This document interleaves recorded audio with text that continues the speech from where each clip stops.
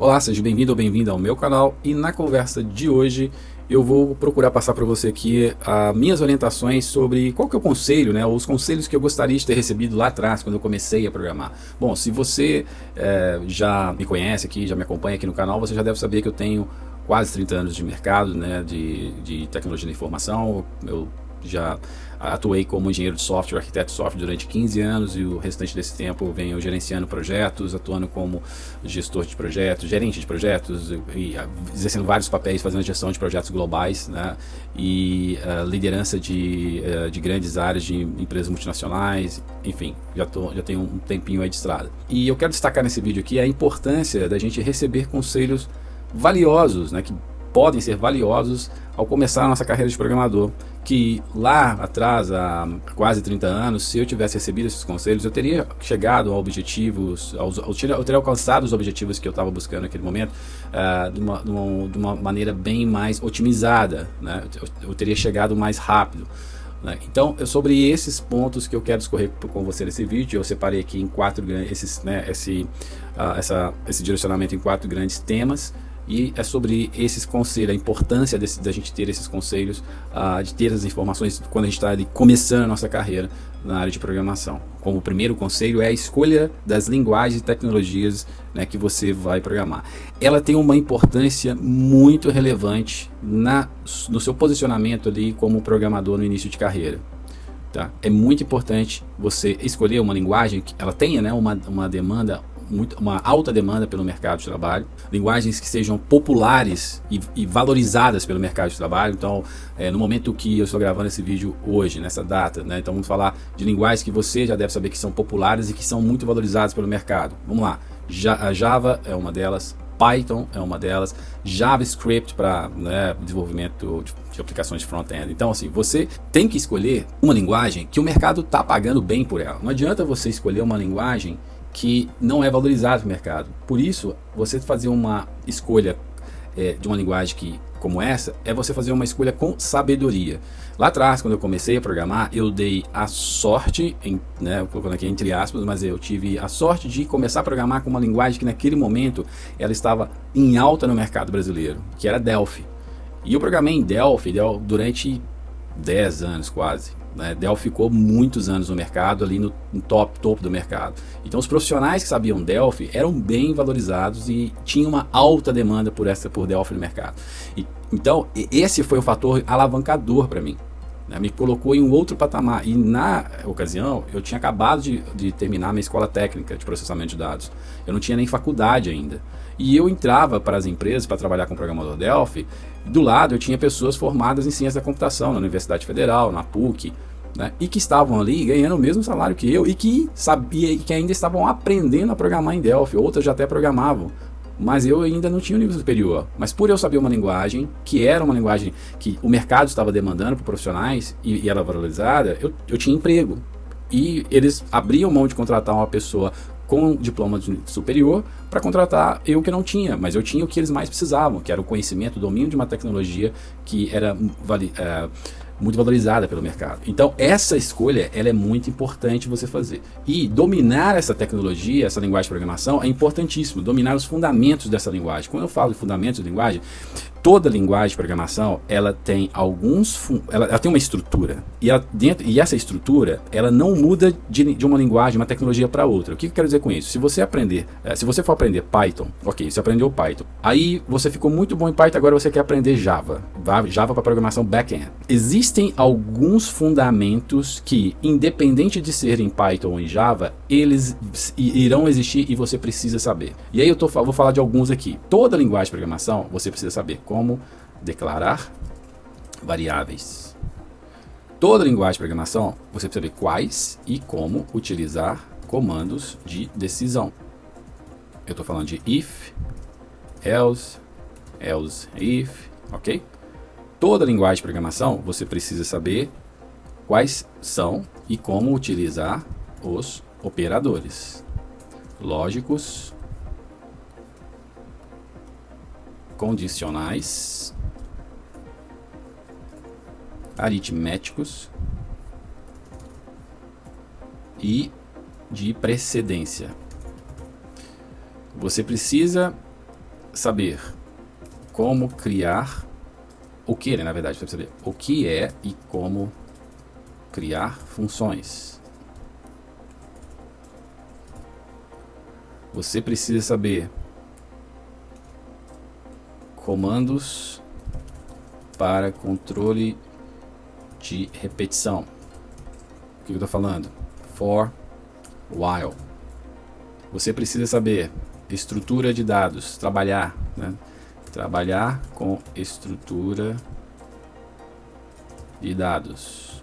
O que eu estou falando? De listas, tuplas, dicionário de dados.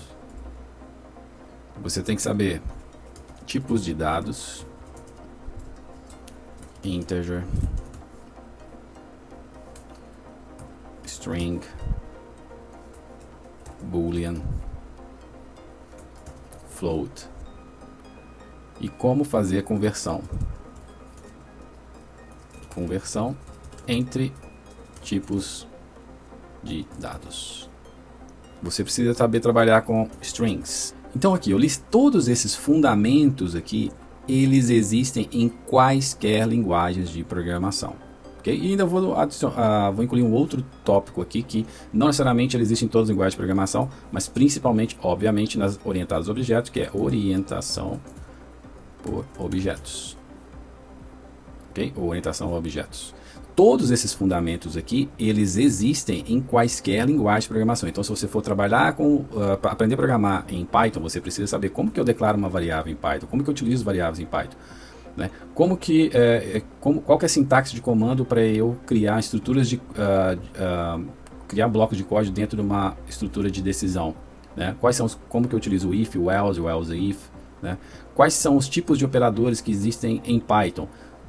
Mas todos esses fundamentos aqui, eles existem em Java, em JavaScript, em Angular, em Node.js, em quaisquer outras linguagens de programação. Então é muito importante você se atentar a esses pontos no início de sua carreira, tá?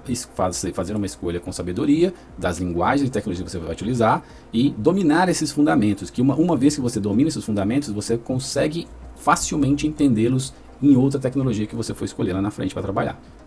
E minha próxima recomendação é que você pratique muito e comece a realizar projetos pessoais. Vou até mudar aqui projetos pessoais para projetos por conta própria. Isso implica em quê?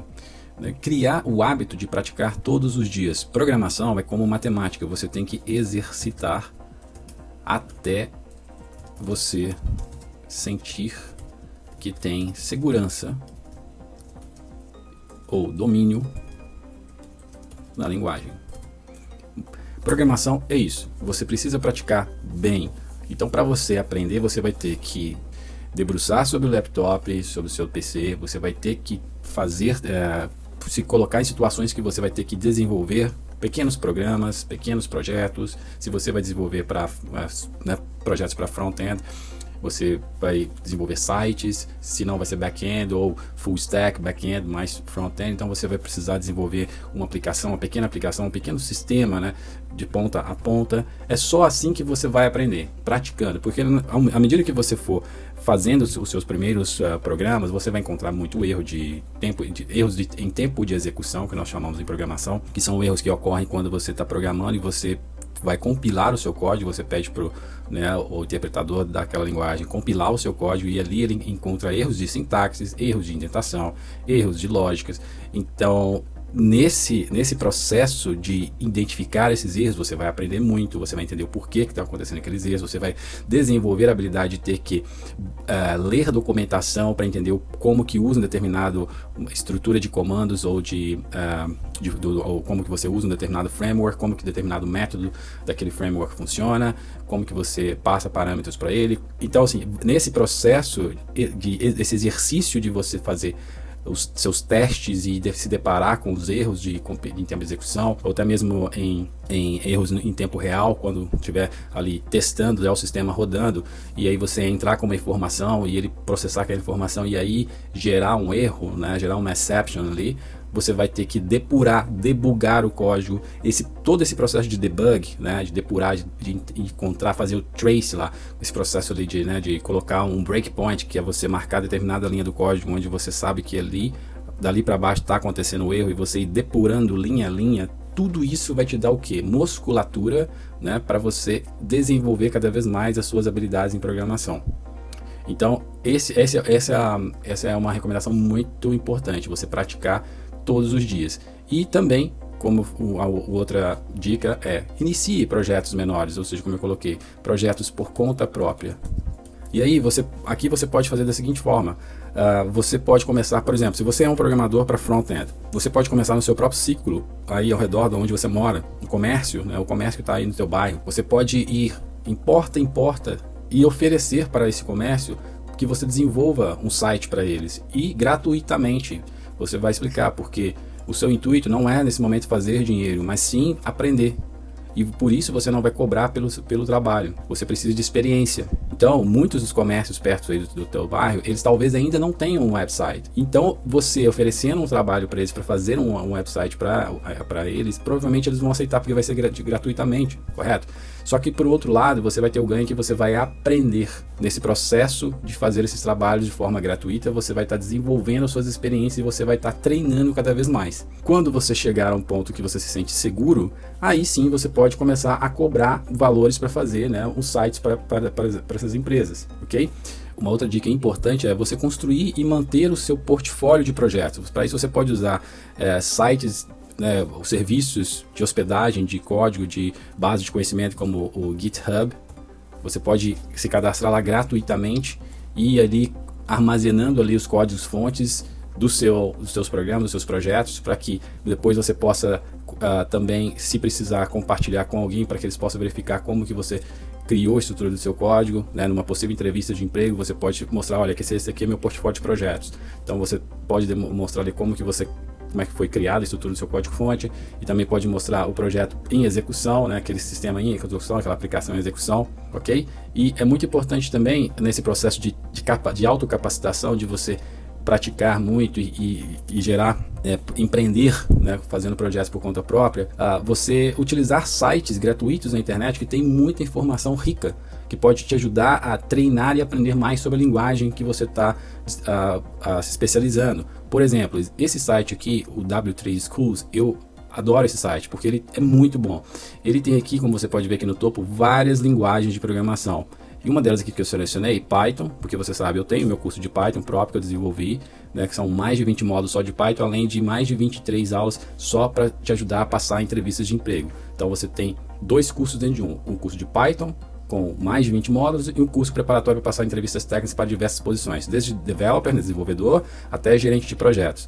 Okay? Então o curso inteiro, nesse momento, ele tem mais de 90 videoaulas. E você também recebe um certificado à conclusão do curso. Além disso, tem esses sites, né? Por exemplo, como esse aqui, o W3 School. Você entra aqui, ó, Python. Olha a infinidade de módulos que tem aqui dentro falando sobre Python. E além disso, para cada módulo desse aqui, você tem um ambiente onde você pode escrever o código e testar. Por exemplo, essa linha de código aqui, quando eu clico aqui, ó, tente por você mesmo, né? Try it yourself. Quando eu clico aqui, ele me abre um ambiente de desenvolvimento aqui. Desse lado esquerdo, eu posso descrever o código em Python.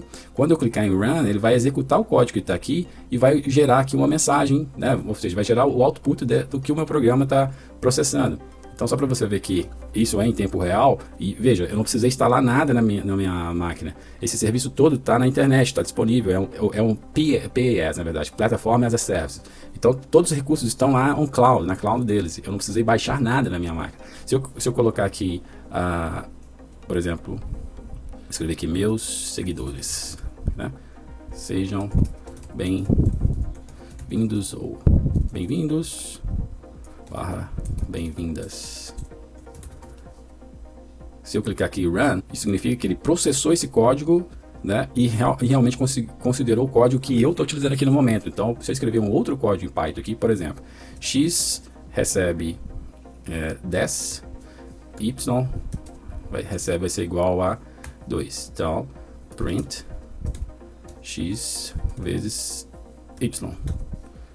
Ok? Se eu processar aqui agora, está processando, ele fez o cálculo e printou aqui o resultado. 2 vezes 10 é igual a 20. Legal? Então esses são alguns sites, esse é um dos sites, né, que você pode utilizar para você aprender, porque aqui ele tem todas as informações que você precisa sobre cada um desses tópicos aqui. Então, aqui estou começando, aqui é a página principal de Python, depois ele tem aqui um outro módulo falando de introdução, aqui uma página aqui falando também sobre iniciar, né, os primeiros passos, depois falando sobre sintaxe de Python, né, tem tudo detalhado aqui. E tá tudo em inglês. Você pode clicar com o botão direito aqui e pedir para traduzir para português, mas eu não recomendo. Eu recomendo que você tente ler em inglês. Se você não fala inglês, não tem problema. Mas eu te recomendo que você se acostume e se discipline a conseguir ler o inglês, né? Documentações em inglês, né? Tudo bem, você vai ter que pegar muitas vezes, copiar, ir no Google Translate, traduzir, não tem problema. Mas adquira esse hábito de aprender a ler informações em inglês, porque em programação as linguagens 99,9% delas são em inglês, as documentações são em inglês, então você vai escrever o código em inglês, como vocês viram aqui. Eu acabei de escrever um código simples aqui em Python, mas eu utilizei comandos em inglês, como print, que é para mostrar, imprimir uma informação no terminal, na tela, né, da sua aplicação. Então você precisa adquirir esse hábito de ler em inglês, ok? Então se esforce para não traduzir tudo e ir lendo, e automaticamente você vai, aos poucos, o seu cérebro vai armazenando as informações e você vai conseguir ter o inglês técnico, pelo menos para você ler documentações, e porque no seu dia a dia programando você vai ter que escrever o seu programa em inglês, né? Os comandos, a estrutura da linguagem toda é em inglês, ok?